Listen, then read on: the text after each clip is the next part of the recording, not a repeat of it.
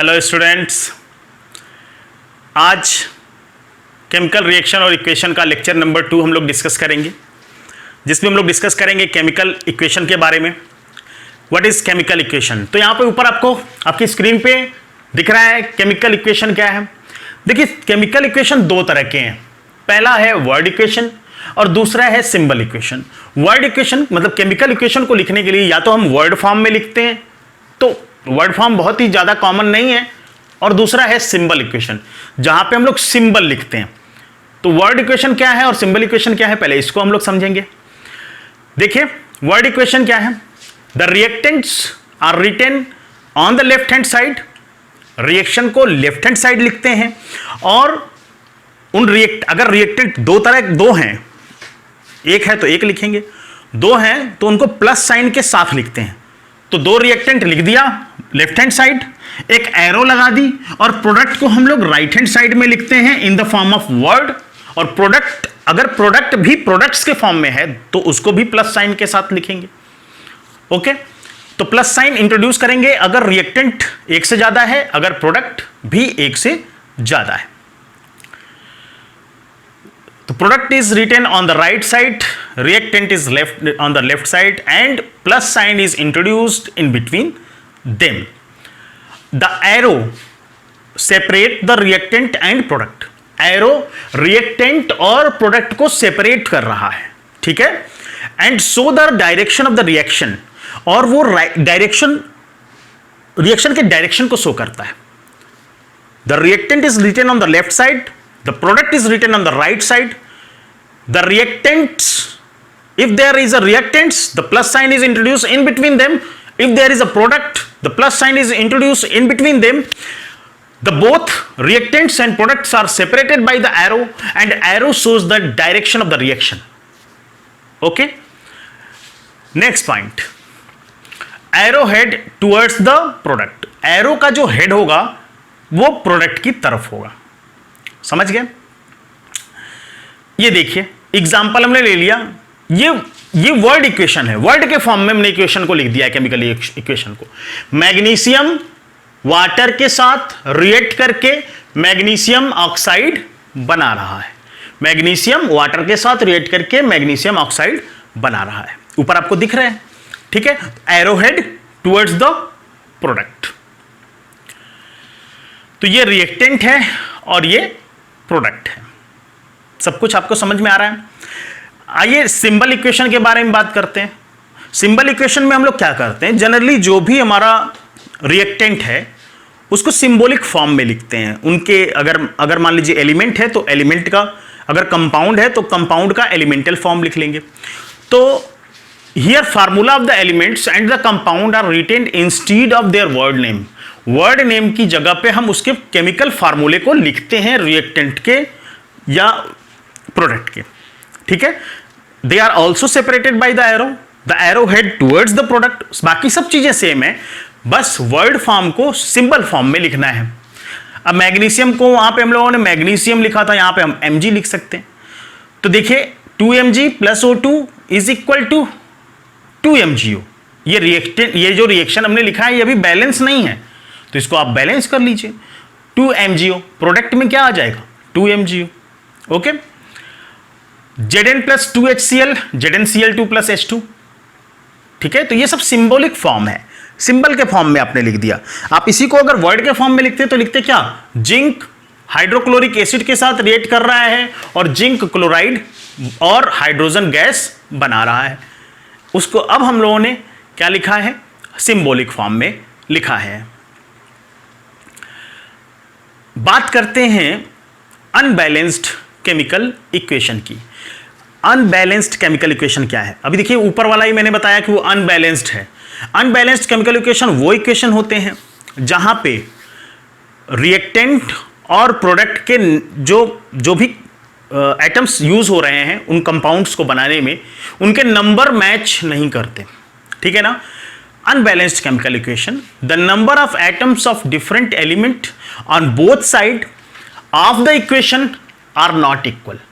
दोनों साइडों पे एटम्स के नंबर इक्वल नहीं है, तो किसी भी रिएक्शन में ऐसा कभी नहीं होगा, क्योंकि मास ऑफ कंजर्वेशन के अकॉर्डिंगली क्या होना चाहिए, उनके नंबर ऑफ एटम्स जो है बराबर होने चाहिए। तो ये देखिए Mg प्लस O2 MgO लिख दिया मैंने। Mg का एक एटम बाईं तरफ है, Mg का एक ही एटम दाहिनी तरफ भी है, लेकिन ऑक्सीजन का देखिए, ऑक्सीजन का दो एटम यहां पे हैं, जबकि इस तरफ केवल एक ही एटम दिख रहा है। तो ऐसे इक्वेशन को हम लोग अनबैलेंस्ड इक्वेशन कहते हैं। बात समझ गए? अनबैलेंस्ड इक्वेशन कहते हैं। अब बात करेंगे बैलेंस्ड केमिकल इक्वेशन क्या है। तो यहां पे आपको देखिए दिख रहा है बैलेंस्ड केमिकल इक्वेशन, हेडिंग आ गई है। क्या होता है? The number of atoms of different element on both the side are equal.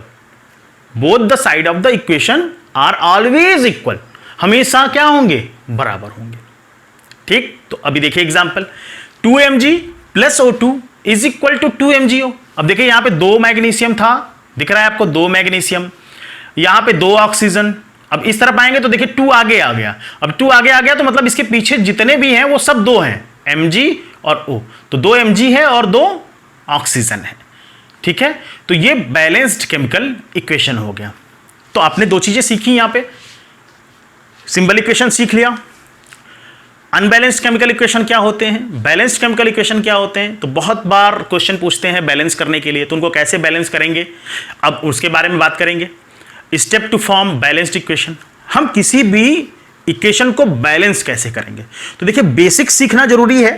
तो किताब में आपकी बुक में बेसिक्स दिए हुए हैं, बेसिक्स सीख लीजिए, बाद में आपको वो स्टेप करने की जरूरत नहीं होगी जब तक कि क्वेश्चन में ये ना पूछा हो बोर्ड एग्जाम में कि आप स्टेप्स बताइए कि क्या क्या स्टेप्स केमिकल इक्वेशन को बैलेंस करने के लिए क्या क्या स्टेप किए जाते हैं, तब तो आप स्टेप बताइएगा। नहीं तो आपकी प्रैक्टिस इतनी हो जाएगी, मैं इतनी प्रैक्टिस करा दूंगा कि आप बैलेंस करना सीख जाएंगे। बस आपका रिएक्शन लिख के क्वेश्चन देगा, रिएक्शन लिख के देगा और कहेगा इसको बैलेंस कर दो, तो आप बैलेंस कर देंगे। ठीक है, तो क्या क्या स्टेप्स हैं वो पढ़ना तो जरूरी है। तो आइए पढ़ते हैं, उसको समझते हैं।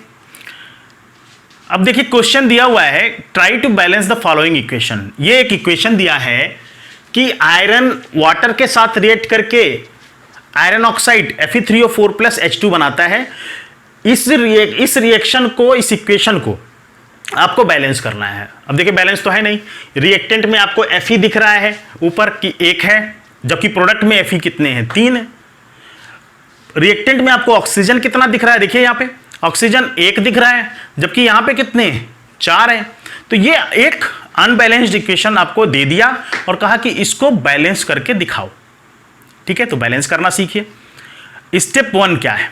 स्टेप 1, पहला स्टेप ये है, first step is draw a box on each formula. हर एक फार्मूले के बाहर आप एक क्या करिए, बॉक्स बना लीजिए। ठीक है ना, एक बॉक्स बना लेना है फार्मूले के बाहर, और ये ध्यान रखना है कि उस फार्मूले के अंदर, उस बॉक्स के अंदर हमको कुछ नहीं लिखना। तो सबसे पहला काम ये करना है, first draw boxes around each formula and do not change anything inside the boxes. Draw a box around the formula and do not change anything inside the box. तो बॉक्स कैसे बनाएंगे? देखिए ये इस तरह से हमने बॉक्स बना लिया। अब इसके अंदर हमको कोई चेंज नहीं करना है, पहली चीज ये माइंड में रखिएगा। स्टेप नंबर 2 क्या कहता है? List the number of atoms of different element. अब क्या करो कि कितने एलिमेंट हैं उन सब का नंबर दिखाओ। तो कैसे दिखाएंगे? एक तरफ लिख लेंगे एलिमेंट, दूसरी तरफ लिख लेंगे रिएक्टेंट, तीसरी तरफ लिख लेंगे प्रोडक्ट। देखिए कैसे मैं लिखता हूं। तो ये देखिए एलिमेंट लिखा, number of atoms in reactant लिखा, number of atoms in product लिखा। अब एलिमेंट में आपके पास कौन कौन से एलिमेंट है ये देखिए भाई, कौन कौन से? Fe था, हाइड्रोजन था, ऑक्सीजन था, तो ये एटम्स थे। अब रिएक्टेंट में इनके नंबर कितने हैं उसको लिख लेते हैं। तो देखिए इसको लिख लिया हमने, Fe का 1 एटम है, हाइड्रोजन के 2 हैं, ऑक्सीजन का 1 है। ठीक, number of atoms in product कितने हैं? देखिए इधर 3, 2, 4, ओके, 3 है, 2 है, 4 है, दिख रहा है आपको। Fe का 3 यहां पे है, ऑक्सीजन के 4 हैं, हाइड्रोजन के 2 हैं। तो दूसरे स्टेप में आपको यह करना है कि एलिमेंट्स लिख लीजिए, रिएक्टेंट में उनके कितने नंबर हैं, प्रोडक्ट में उनका कितना नंबर है, ये दोनों बातें आप लिख लीजिए। स्टेप नंबर 3 क्या है? बैलेंस करना है। Start balancing with the compound that contain maximum number of atoms. तो सबसे पहले हमको बैलेंस उसको करना है जिसके पास maximum number of atoms present हो, maximum number of atoms present हो। तो अब बताओ हमको कि इसमें किसके पास, अब ये देखिए इस कंपाउंड को पास देखिए कि आयरन के 3 एटम, ऑक्सीजन के 4 एटम। तो पहले सबसे पहला हमको काम ये करना है कि इनको बैलेंस करना है। अब इनसे रिलेटेड रिएक्टेंट क्या है वो भी बैलेंस करना होगा। तो सबसे पहले हमको इसको बैलेंस करना है। तो सबसे पहले बैलेंस करते वक्त उस कंपाउंड को उठाइए जिसके पास नंबर ऑफ एटम सबसे ज्यादा हो। तो यहां पे नंबर ऑफ देखिए, इस कंपाउंड Fe के पास 1, H2O के पास नंबर ऑफ एटम कितने हैं 3, Fe3O4 के पास कितने हैं 7, H2 के पास कितने हैं 2। तो 7 वाले को उठाओ और इसको बैलेंस करना पहले शुरू करो। ठीक है, तो आप इसको पहले बैलेंस करना शुरू करिए। तो आइए स्टेप नंबर 4 देखते हैं। तो ये देखिए हमने start balancing with the compound. अब इसमें हमने सबसे पहले क्या किया, देखिए इधर हमने रिएक्टेंट की तरफ जो वाटर लिया था उस वाटर को 4 कर दिया, दिख रहा है आपको। सबसे पहले हमने क्या किया, बॉक्सेस बनाए हुए थे पहले से, अब यहां पे इसको 4 लिख दिया। 4 यहां पे कर दिया क्योंकि ऑक्सीजन इधर कितने थे 4 थे। तो पहले अब यह काम कर दिया कि इधर ऑक्सीजन भी अब 4 हो गया, दोनों 4 हो गए। 4H2O मतलब 4 × 2 4 × 1 ऑक्सीजन का एक एटम कंपाउंड में। तो अब इधर भी 4 ऑक्सीजन हो गए और इधर भी 4 ऑक्सीजन हो गए। अब दूसरा स्टेप हमको क्या करना है, दूसरा स्टेप हमको करना है कि भाई देखिए इधर 4 लगाते ही हाइड्रोजन इधर कितने हो गए रिएक्टेंट में 8 हो गए। तो अब इसको भी बैलेंस करना है। ठीक, तो उसके बाद हम लोग बैलेंस करेंगे उसके साथ पड़ा हुआ एटम। तो देखिए आगे स्टेप आपको दिख रहा है ऊपर, 1 by 1 बैलेंस ईच एलिमेंट, हर एक एलिमेंट को 1 by 1 बैलेंस करिए on the reactant and product side, दोनों साइडों पे। तो पहले हम लोग नॉन मेटल को कर लेते हैं, फिर मेटल के बारे में बात करते हैं। तो देखिए बैलेंस कर रहे हैं हम लोग, ये आपको दिख रहा था इक्वेशन, इसमें हम लोगों ने 4H2O लगा दिया था। अब इधर भी 4H2 लगा दिया, दिख रहा है आपको, यहाँ पे 4H2 लगा दिया। तो हाइड्रोजन बैलेंस हो गया, ऑक्सीजन 4 इधर 4 इधर, हाइड्रोजन 8 इधर 8 इधर, ये दोनों चीजें बैलेंस हो गई। अब क्या रह गया बैलेंस करने को, आयरन। तो आयरन को बैलेंस कर लेते हैं। आयरन रिएक्टेंट के साइड में आपको दिख रहा है आयरन एक ही है, रिएक्टेंट प्रोडक्ट के साइड में आपको दिख रहा है कि आयरन 3 है। तो इसको बैलेंस कर लेते हैं। तो यहां पे 3 लगा दिया, ओके, तो ये भी बैलेंस हो गया। अब आपको एक बार रीचेक करना है, एक बार लास्ट में सब कुछ करने के बाद रीचेक करना है, कहीं ऐसा तो नहीं कि कुछ लगाने से कहीं कोई और आइटम बढ़ गया हो। तो हमने रीचेक कर लेना है। तो finally check the correctness of the balanced equation, एक बार लास्ट में आपको चेक करना है। तो ये स्टेप्स हैं। स्टेप नंबर 5 ये कहता है, स्टेप नंबर 6 ये कहता है write the physical state of each the compound in the reactant as well in the product and that make it more informative. आपको रिएक्टेंट और प्रोडक्ट दोनों के फिजिकल फॉर्म लिखना है। फिजिकल फॉर्म का मतलब है कि वो सॉलिड स्टेट में प्रेजेंट है, लिक्विड स्टेट में प्रेजेंट है, एक्वस स्टेट में प्रेजेंट है, प्रेसिपिटेट के फॉर्म में प्रेजेंट है, गैस के फॉर्म में प्रेजेंट है। वही उसका क्या हुआ, फिजिकल स्टेट हुआ। फिजिकली वो किस स्टेट में प्रेजेंट है, ताकि रिएक्शन ज्यादा इंफॉर्मेटिव हो सके। तो हमको इन सबको फिजिकल स्टेट भी लिखना है। तो इससे क्या होगा कि कोई आपका नंबर काट ही नहीं पाएगा। अगर आपको बैलेंस करने के लिए इक्वेशन दे दिया गया और आपने फिजिकल स्टेट लिख दिया, नहीं आता है तो मत लिखना। अगर क्वेश्चन में ये कहा गया कि फिजिकल स्टेट भी लिखिए और नहीं आ रहा है, फिर भी आप होशियार बनने के लिए लिखने लगते हैं। जो चीजें नहीं आ रही हूं उस समय नहीं याद हो, अब आपको पता नहीं है कि अब यहां से HCl गैसियस फॉर्म में है कि लिक्विड फॉर्म में है। HCl के दोनों फॉर्म प्रेजेंट होते हैं। अब आपको पता नहीं किस रिएक्शन में, और क्वेश्चन में कह भी नहीं रहा है कि आप लिखिए फिजिकल स्टेट, तो मत लिखिएगा। लेकिन अगर आपको पता है रिएक्शन तो लिखिए। एग्जामिनर देखेगा तो कहेगा वाह भाई बहुत अच्छा रिएक्शन इसने जो है लिखा है। तो ये देखिए यहां पे आयरन का स्टेट हमने लिख दिया कि आयरन भाई सॉलिड स्टेट में प्रेजेंट है। यहां पे लिख दिया कि H2O गैसियस फॉर्म में प्रेजेंट है। अरे क्यों गैसियस फॉर्म में प्रेजेंट है भाई, लिक्विड फॉर्म में होता है। यही रिएक्शन लिक्विड फॉर्म में आयरन के साथ अगर आप कराएंगे तो इस फॉर्म में Fe3O4 नहीं बनेगा। जब ये वाटर स्टीम के फॉर्म में होता है स्टीम के फॉर्म में होता है, तभी ये रिएक्शन परफॉर्म होती है। तो स्टीम कब बनेगा? जब वो गैसियस फॉर्म में होगा। तो यहाँ पे देखिए, इसलिए मैंने इसी रिएक्शन को उठा के यहाँ पे आपको दिखाया कि ये देखिए कि H2O यहाँ पे गैसियस फॉर्म में है और जो Fe3O4 बन रहा है वो सॉलिड फॉर्म में बन रहा है और हाइड्रोजन गैस बाहर निकल रही है। तो गैस के ऊपर आप एरो भी दिखा सकते हो। तो ये पूरा आपने रिएक्शन को बैलेंस कर लिया, रिएक्शन की टोटल इंफॉर्मेशन आपने दे दी। ठीक है, तो ये देखिए आपको दिखा रहा हूं कि because H2O is used as a steam and that's why it is written as a gas. इसका फिजिकल स्टेट इसलिए गैस लिखा हुआ है। तो sometime reaction condition, next point है, sometimes reaction condition such as temperature, such as pressure, catalyst etc is also written on the arrow either on the upside or the lower side। Reaction की condition arrow पे उसके temperature के बारे में, उसके pressure के बारे में, उस पे क्या कैटलिस्ट लगा हुआ है उसके बारे में एरो के ऊपर नीचे लिखा होता है केमिकल रिएक्शन में। ठीक है, तो रिएक्शन कंडीशन समटाइम्स लिखी रहती हैं। जैसे फोटोसिंथेसिस अगर आप करते हो तो CO2 + H2O और एरो पे लिख देते हो लाइट, तो लाइट इज अ कंडीशन, वो चाहिए उसको। ठीक है, तो समटाइम्स केमिकल रिएक्शन में कंडीशंस एरो पे ऊपर या नीचे लिखी जा रही हैं, तो उसको बारे में ये भी इंफॉर्मेशन होनी चाहिए।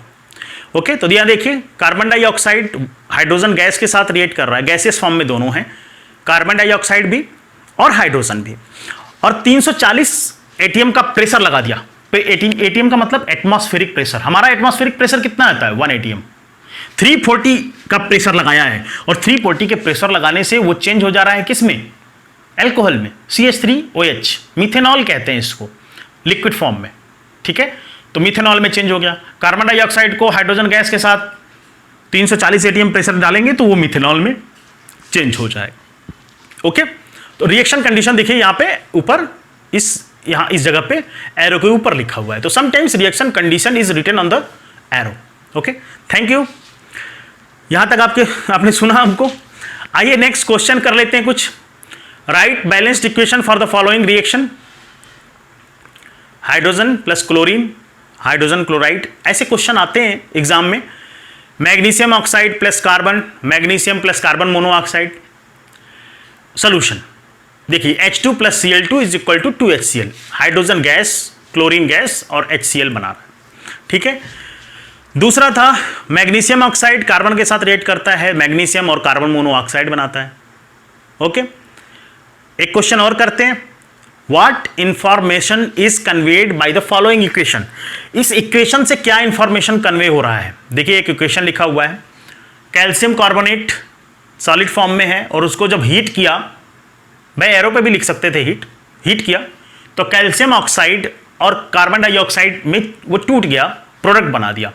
तो इससे क्या इंफॉर्मेशन है? ये कोई ऐसा क्वेश्चन पूछा गया। ये सारे क्वेश्चन में जो पूछ रहा हूं ये ऑलरेडी पूछे जा चुके हैं।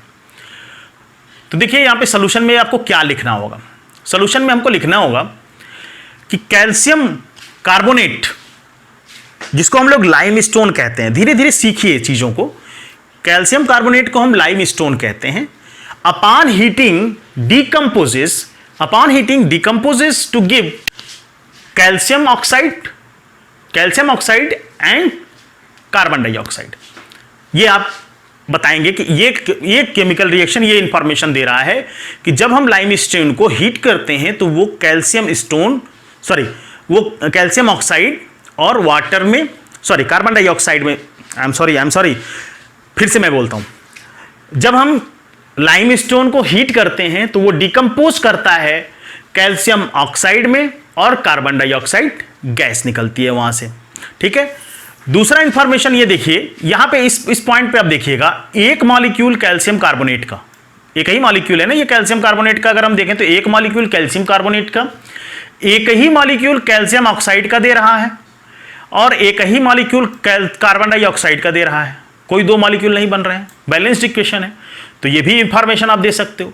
आप ये भी बता सकते हो कि 1 मोल कैल्शियम कार्बोनेट 1 मोल कैल्शियम ऑक्साइड और 1 मोल कार्बन डाइऑक्साइड देती है। तो ये भी इंफॉर्मेशन हम लिख सकते हैं कि 1 mole of calcium carbonate gives upon heating gives 1 mole of calcium oxide as well as 1 mole of carbon dioxide. ठीक, तो आज के लिए इतना ही काफ़ी है। इस लेक्चर में को यहीं ख़त्म करते हैं, नेक्स्ट लेक्चर में फिर मिलेंगे। Thanks for your patience. और रिक्वेस्ट यही है कि आप इन लेक्चर्स को शेयर करिए अपने दोस्तों में, कहिए कि आलोक सर पढ़ा रहे हैं और आप लेक्चर देखिए। Okay, thank you.